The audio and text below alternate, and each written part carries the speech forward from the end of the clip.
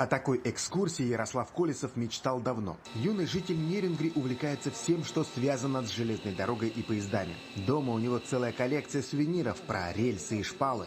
Мне больше всего хочется путешествовать по стране, да, и больше как-то нравятся поезда. На самолете там едешь быстро, да, а вот на поезде ты едешь через всю страну. Ну, все интересно, ты смотришь.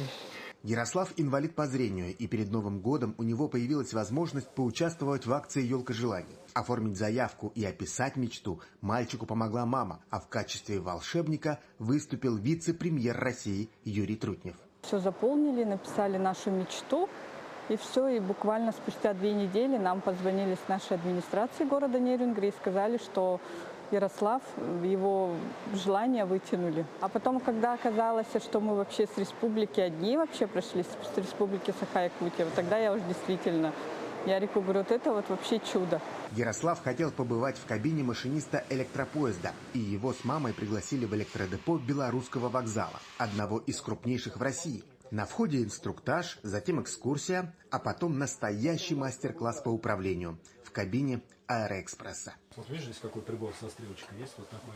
Когда он работает, напряжение в контактной сети 3500 вольт. Мне больше понравилась 3-я ступень вот на Аэроэкспрессе поезда в кабине машиниста. Мне рассказывали то, что вот они должны быть внимательны, смотреть за каждым контроллером, нажимать всякие кнопки, которые следят дежурные. Ярослав уверен, что в будущем свяжет свою взрослую жизнь с железной дорогой. Если позволит здоровье, то парень мечтает отучиться на машиниста. Но есть и запасной вариант – стать проводником или помогать в работе вокзалов. Главное, чтобы быть в любимой сфере.